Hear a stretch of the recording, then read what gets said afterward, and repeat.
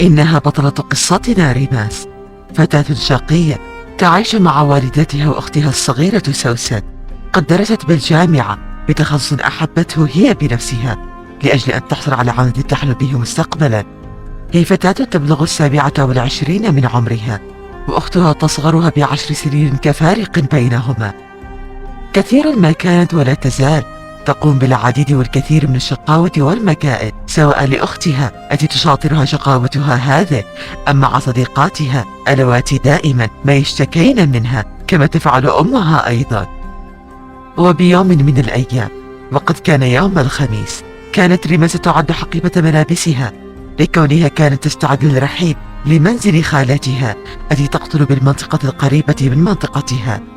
وقد كانت تضع كل ما تحتاج إليه للسكن ببيت خالتها لقرابة الشهرين، أو حتى تنتهي إجازتها لتعود بعدها للدراسة مباشرة حياة الجامعة ثانية. هنا دخلت عليها أختها سوسن وقالت: ألم تنتهي بعد؟ فقد وصل الطريق منذ ساعة، وقد أنهى أكل كل ما قدم له. يا له من فتى ناهم، وأنت لا تزالين تتهيئين. لتقول ريماس: أو ما شأنك أنت ها؟ هل انصرفتِ وتركتني وشأني؟ وما كل هذا؟ دعيني أرى. حاسوبك وعلبة مكياجك وحتى فستان الحفل، وماذا بقي أيضا؟ ألن تأخذي معك أثاث المنزل يا ترى؟ سوسن، أخذت حاسوبي حتى أتسلى به مع ابنة خالتنا نجوى، وعلبة المكياج حتى نلهو به بوجهينا معا. أما الثوب فهو بالواقع ثوب نجوى. أم تراكي نسيتي؟ وماذا أيضا؟ أم من تحقيق آخر؟ نعم، لم تأخذين حقيبة الملابس؟ أما كان متوجب عليك أخذ ملابسك هكذا على رأسك؟ فلا حاجة للحقيبة، فليس من بعد المكان كما أعلم. هنا أخذت ريماس حذاءها ورمته على أختها ما لبثت أن خرجت مسرعة ليرتطم الحذاء بالباب بعد خروجها. أنت عدوتي، وأن أتحالف معك ما حييت، ولا حتى حياد، بل عدوتي وإلى الأبد. وبانتهائها خرجت بحوزتها حقيبة ملابس مع حقيبة أخرى لحاسوبها المحمول. وقد كانت بغاية السعادة والابتسامة ملء وجهها، فتفاجأ بها طارق الذي هو ابن خالتها وشقيق نجوى، وقال وهو عند سيارته: ريماس، من يراك سيقول بأنك مسافرة لخارج البلاد ولمدة 10 سنين. ما كل هذا؟ أستحمله على ظهرك؟ بس سيارتك من ستفعل؟ فلا تسأل إذن. لك ذلك. هل قمت بتوديع خالتي؟ صحيح، نسيت ذلك. سأذهب الآن، لا تخف. وقفلت راجعة. بمضيها للداخل قصدت أمها التي رأتها وهي تعد الغداء بالمطبخ. أمي، إني مغادرة لبيت خالتي، أتودين شيئا؟ إذن فقد وصل طارق. كلا بنيتي، ولكن لترسلي تحياتي وسلام الحارة لخالتك، وأبلغيها أننا قادمون إليها بالأسبوع القادم، أنا وخالك وسوسن أيضا. أهم شيء أن تستمتعي مع نجوى، ولا تقومي ما قد يزعج خالتك، لا أنت ولا نجوى. أسمعتي؟ إن شاء الله، وحاضرة. فأهدتها قبلة بخدها. في حفظ الله عزيزتي. وغادرتها لتذهب ريماس بعدها قاصدة غرفة أختها سوسن، فرأتها تلعب بالحاسوب وتأكل بعضا من الحلوى. هاي أنت، أنا ذاهبة، أسمعتني؟ سمعتك، وهيا فرنقعي. ماذا أيضا؟ عندما سيأتي خالنا ليأخذكما، أبلغيه بأنني أنتظر منه هدية نجاحي. اتفقنا؟ ومن منا الصغيرة تحتاج إلى هدية نجاح يا فالحة، ثم انجحي بداية. اسكتي واذهبي لأن أمنا تودك. والآن لم أسمعها. قد قالت لي ولم تنادي. لا تلمسي شيئا. فخرجت ماضية ببطء ناظرة إلى ريماس التي ما لبثت أختها بالذهاب حتى أخذت قطعة حلوى من حلويات سوسن، وخرجت مسرعة وكأنها لص سرق شيئا وهي تضحك ضحكة الأشرار. هنا ولد وصولها لسيارة طارق قامت ريماس بفتح صندوق العربة الخلفي لتضع بها حقائبها. لتنتظريني قليلا، فقد نسيت أن أسلم على خالتي، فلا تبتعدي كثيرا. لتجلسي بالسيارة لدى انتهائك، وذلك حتى قدومي. حسنا؟ سأرى إن كان الأمر يناسبني.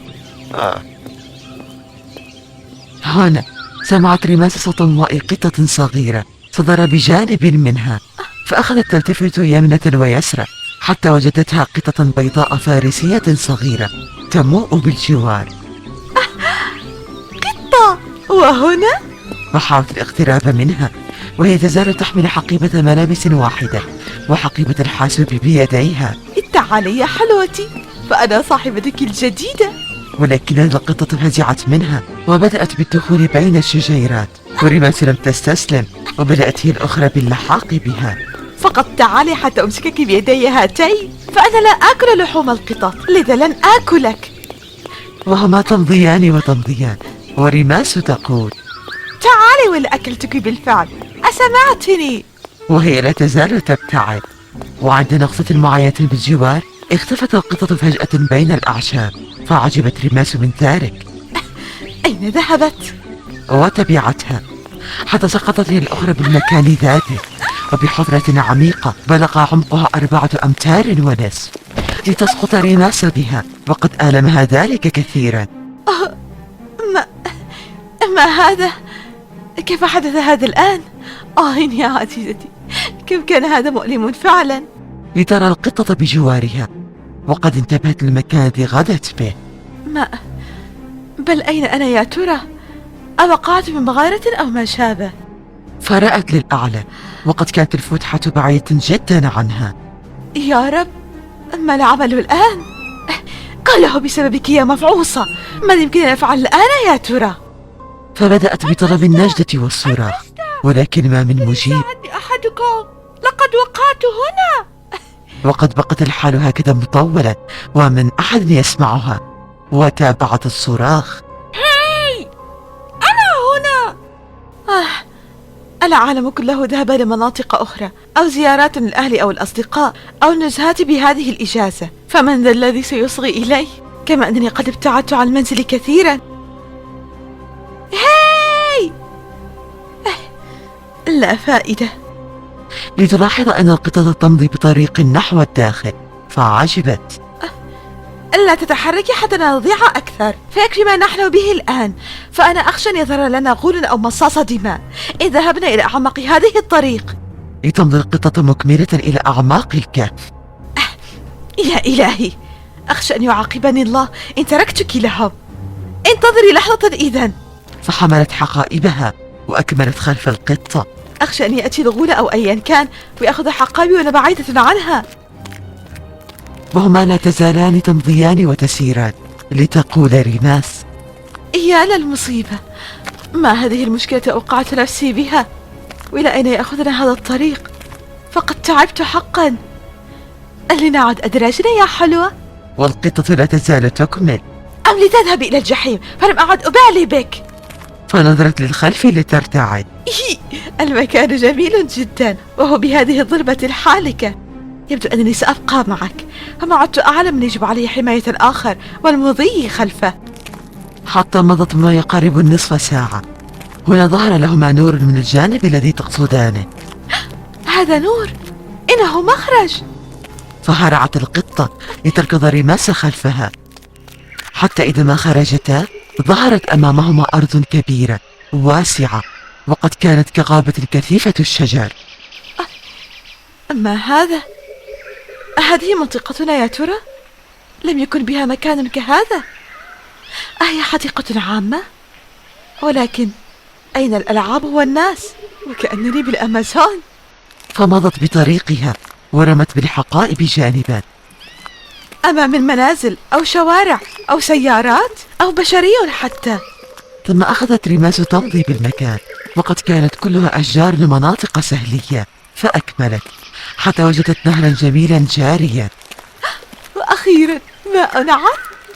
فشربت منه حتى ارتوت، لتتفاجأ بغزال صغير يشرب أيضا بالضفة المقابلة وهو ينظر إليها، ففزع كل من الآخر، وقد هرب الغزال. يا إلهي، أين أنا؟ وأي منطقة مريبة هذه التي أقف بها؟ لتعود أدراجها لمكان وضعها لحقيبتيها وحملتهما. سأعود ثانية، فقد أجد أحدا يسمعني هذه المرة. أوداعا يا قطة، أوداعا أيها الغزال، أوداعا يا أرضا احتضنتني ولا أعلم ما هي. وأكملت عائدة من الطريق نفسها، ولكنها تفاجأت من عدم وجودها. أما هذا، كانت تلك المغارة هنا؟ أين هي؟ وهي تبحث وتبحث ولم تعثر لها على أثر يبان. أين هي؟ كيف اختفت فجأة؟ كانت هنا، أنا متأكدة. قد كانت هنا عند حقائبي. يحال لم أخطئ في المكان. أيعقل أنها تحركت؟ أبت أهذي. إذا فأين هي؟ حتى حل المغيب وفقدت ريماس الأمل بالعثور عليها، فبدأت بالبكاء وقد قعدت تحت شجرة بالجوار. يا إلهي، ما كل هذا الذي يحدث لي؟ أمي، أريدك بجانبي. سوسن، لا بأس إن تحالفت معك هذه المرة لأول مرة في تاريخنا، فقط أعيدوني إليكم. يا للكارثة، ما عدت أحتمل. فجالت ببالها فكرة. الهاتف، نعم الهاتف. ففتحت حقيبتها وأخرجت هاتفها الجوال وحاولت الاتصال على أحدهم، ولكن تبين لها أنهما من شبكة بالمكان.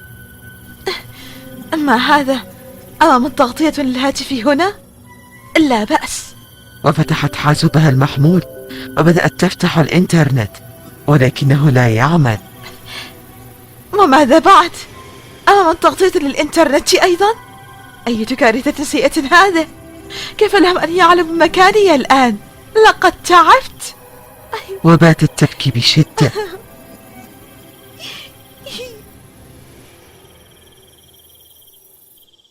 حل الليل واستيقظت ريماس فجأة على عواء الذئاب بتلك المنطقة وقد فزعت. يبدو أنني قد نمت من التعب. ماذا علي أن أفعل الآن؟ نومي هنا بالعراء أمر ليس بآمن أبدا، خاصة مع هذه الذئاب. وعيناها لا تزالان ناعستان. لا يا حبيبتاي، ليس وقت النوم، فالوقت سيء للغاية للنوم. والعمل إذن. وعادت للنوم مجددا. هنا استيقظت ريماس بالصباح على أصوات الطيور من حولها. حل الصباح وأنا لا أزال هنا. لابد أنهم يبحثون عني الآن. فأخرجت فرشاتها وقطعة الصابون ومنشفة صغيرة. علي الاعتناء بوجهي وإن كنت بأزمة كهذه. فذهبت للنهر لتغتسل، ولكن أصوات بطنها لم تهدأ. يا سلام، فمنذ الأمس وأنا لم آكل. ماذا لدينا هنا؟ فرأت بالجوار أشجارا عادية لا تحمل ثمارا. أأكل ملابسي إذن؟ لتعود لحقيبتها لترى بها حلوى أختها التي سرقتها. أحمدك يا رب، فهذا فطور لا بأس به. فأنا بالقطة تظهر ثانية. وماذا الآن؟ البارحة تركتني وحدي مع الذئاب، فعودي من حيث أتيت. فاقتربت منها بموائها. والآن تشاركنني أكلي أيضا، ها؟ هاكي، لقد قطعت قلبي. لتعطيها جزءا من ما عندها، ولكن القطة لم يعجبها وبصقته من فمها وأخذت تركض مبتعدة. لقد أعطيتك إياها وحرمت نفسي منها أيتها اللعينة، فتفعلين ذلك بالنهاية. تعالي لأؤدبك. وهي تركض خلفها. عندها خرجت ريماس من تلك الغابة لتظهر أمامها أرض واسعة منبسطة، وقد كانت ملأى بالخيام كثيرة العدد، فازداد عجبها. خيام؟ إذا فهنالك بشر أيضا، وأخيرا. فنزلت من ذلك السهل مسرعة، ولكنها تذكرت حقيبتاها فعادت بسرعة لتجلبها، ثم رجعت عائدة وهي تركض، وقد كانت أن تقع من على السهل لو لم تتحرك قدماها بنفسيهما وتنقذاها. هاي يا من هم هناك، أنا هنا. حتى وصلت لتلك الخيام، ولكن المكان بدا لها هادئا. فلاحظت قطتها وهي تجري خلف قدور قد أوقدت تحتها النيران وبها الأكل يغلي. فسال لعاب ريماس وركضت هي الأخرى نحو تلك القدور الكبيرة ووقفت أمامها. الطعام! يا سلام! ثم استلمت ملعقة بالجوار وأخذت تتذوق ما بها. وأخيرا عدت الحياة من حياة الأدغال والحرمان. إذا تفاجأ بصراخ أحدهم: أنت! فوقعت الملعقة من يدها بداخل القدر ذاك، وقد التفتت بسرعة إليه لترتطم ركبتها بالقدر الآخر وينقلب ويسكب كل ما به على الأرض، وقد خشت هي على ثوبها. لا لا، ماذا فعلت يا غبية؟ يا ويلي، أما كان حاليا بك الانتظار حتى أنتهي وأقدم الأكل يا نعيمة؟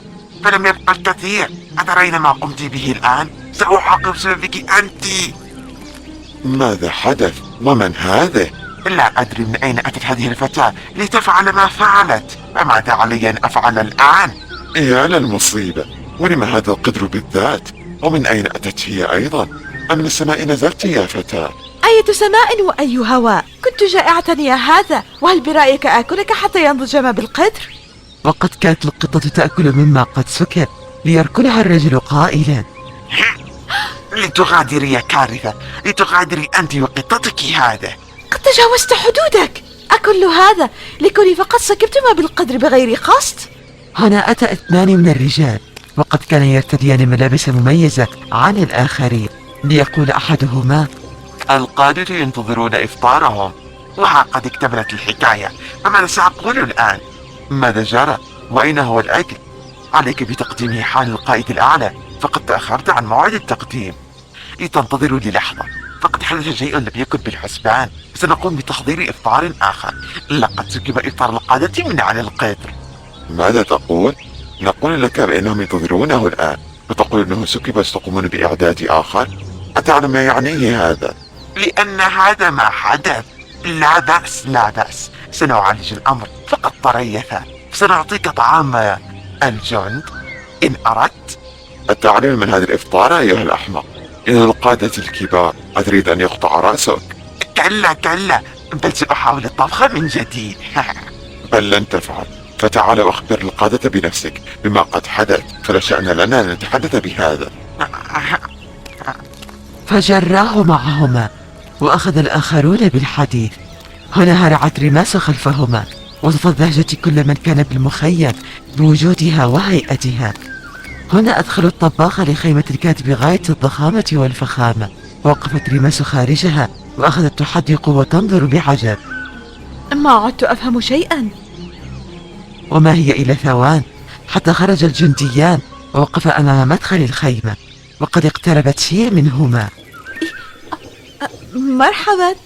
أأنت خادمة مساعدة أم زوجة أم أخت أحد الجند لأتي بك معه إلى هنا؟ خادمة ومساعدة، أما كل هذه الخزعبيلات؟ أنا عابرة سبيل، يا من لا أعرف ما أدعوكما. أين أخذتما الرجل المسكين؟ ليلقى العقاب، فعودي أدراجك.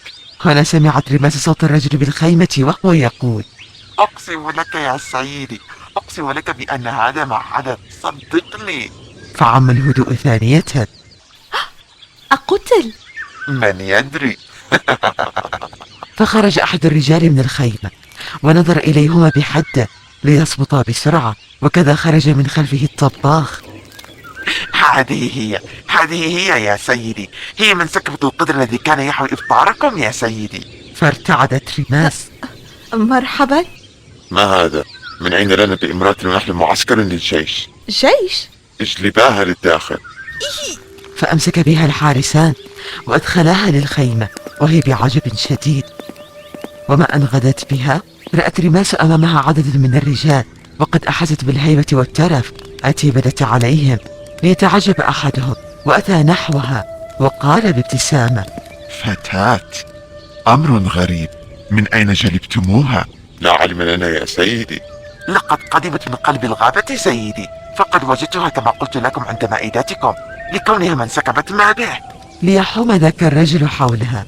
فتاة ضائعة، وينتهي بها المطاف عند معسكر جيش. من فضلكم لتأخذوني إلى أقرب مركز للشرطة، ساعدونني إلى منزلي بدلا من هذه الحال التي أنا عليها. فالشر ظاهر عليكم. مركز ماذا؟ فقال شاب كان بجوارها: ماذا تعنين بمركز شرطة؟ أتمزح؟ أم أنكم تسمونه مركز شرطة؟ ثم لما ترتدون ملابسك هذه؟ أليكم تصوير فيلم أو ما شابه؟ ليعجبوا. من أين أنت؟ من الحي الأبيض.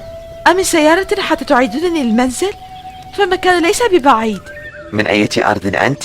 فلم نسمع بهذا المسمى أيضا. فبان عليها الغضب، إلا أنها فكرت مليا وقالت: وأين نحن الآن إذن؟ نحن قرب بلاد الغال أو إكويتانيا بالتحديد. وأين كان مقصدك أنت؟ وما هذه المسميات؟ فتذكر لي منطقة معروفة لأعرف أكثر. شمال غرب روما. ألا تعرفينها أيضا؟ روما؟ نحن لا نمتلك منطقة تدعى روما بأرضنا، فلا توجد بالعالم سوى روما واحدة والتي بإيطاليا. أتعنيها هي الروما نفسها؟ يا ويلي يا ويلي، وكيف وصلت لروما؟ أهي روما؟ أجل روما، ونحن جميعا منها.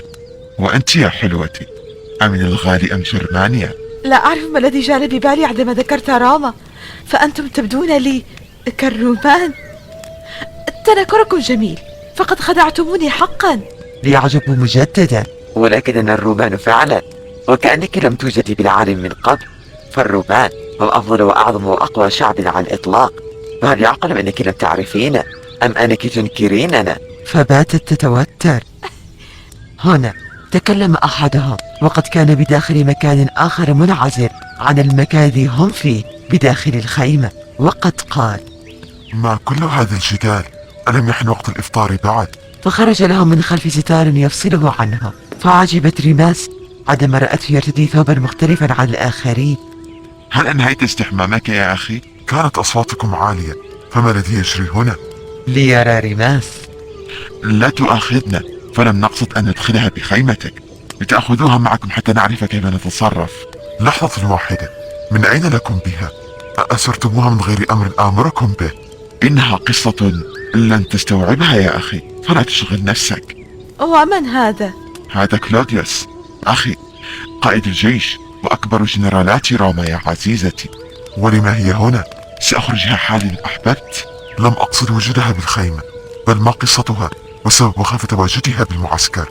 كل ما في الأمر يا أخي أنها أتت من مكان بعيد، ووجدت أمامها الطعام يحضر، فصنعت فوضى عارمة بالمكان من أجل الطعام، وقد سببت في سكب إفطارنا، وثم جلبناها إلى هنا لنحقق معها. لحظات ويكون الإفطار معدا سيدي القائد، فلتأذن لي. ومن أي أرض هي؟ أم أنها قدمت مع أحد الجند دون أن نعلم؟ أنا فتاة ضائعة، خرجت من منزلي ولم أجد نفسي سوى هنا معكم. فلتعيدوها لأهلها. نعم. ولكننا نعرف أين تقع أرضها. كريسبوس، فتتولى أمرها. وأنت كوانتيليوس، تعال نرى أين وصلنا في أمرنا. فقال ذلك الرجل الذي يدعى كوانتيليوس والذي كان قرب ريماس: أجل يا أخي. فأتى الشاب كريسبوس وأخذ ريماس معه للخارج. بدا لي رومانيا فعلا. كلنا رومانيون، ألا زلت لا تصدقين؟ وأخذ بالحديث مع أحد الجند. هنا ركضت ريماس وقامت بجلب حاجياتها. هيا أنا مستعدة. أين هي سيارتي تنقلني لمنطقتي؟ فلتخبريني أولا كم تبعد عن روما؟ ألا زلت مصرين على أداء هذه التمثيلية أمامي. لا تجعلني أنفجر بكاء أرجوك. طالما أنك لا تعلمين أين تقع أرضه، فلكن مني خيارين: إما الذهاب من حيث أتيت فنبرأ أنفسنا منك، أو تبقين معنا حتى ننهي حربنا ونعود لروما، فقد تعرفين أحدا أو يتعرف عليك أحدهم هناك، فبما تستجيبين؟ لا أريد أن أضيع ثانية، ولكن عدي بأنكم تستعيدونني لأرضي. سنحاول. ستبقين اليوم معنا، فأنا لا أستطيع تحمل مسؤولياتك لوحدي. فقال لأحدهم: لتبنوا لها خيمة صغيرة. لا أريد خيمة أو ما شابه، فقط أعيدوني. لينفي برأسه. مضت الحال هكذا حتى جاء المساء، وريماس لا تزال قرب حاجياتها، والجنود ينظرون إليها بعجب، لتجول ببالها فكرة، وفتحت حاسوبها من جديد لترى الموقع والوقت والزمن من خلاله، لترى شيئا أذهلها. مستحيل. أهذا الحاسوب معطل أم ماذا؟ فهو يشير لسنة 268 من الميلاد. كيف؟ ونحن بسنة 2011. أيعقل ما يحصل؟ لتنظر لساعتها ورأتها متوقفة عند 12 تماما، كما أن الهاتف لم يعد يعمل، فازداد عجبها. هذا يعني أنني فعلا براما، وبأنني عدت لورائي بعصر الرومان، فكل ما هو أمامي يوحي بذلك. فنظرت من حولها باندهاش. كيف لهذا أن يحدث؟ يا إلهي، يا إلهي! فأنا بها تدخل على كريسموس الذي كان بخيمته وقد تفاجأ بها. فلتعيدوني أرجوك. ماذا حدث؟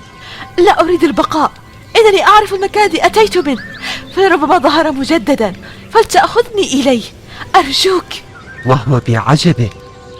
وفعلا فقد أخذ كريسموس وبرفقته جنديان إلى المكان الذي تحدثت عنه ريباس، فرأت أن الهوة نفسها لم يعد لها أثر، فأخذت تبحث وتبحث ليقول كريسموس: عما تبحثين؟ عن المدخل الذي جلبني إلى هنا، فقد سقطت به ومضيت حتى أتى بي إلى هنا. أين هو؟ أين هو؟ ما من شيء، أنا ترين. مستحيل. أريد العودة، أريد العودة للبيت، أريد أمي. فأصبحت دموعها تنهمر وهم ينظرون إليها بعجب وصمت.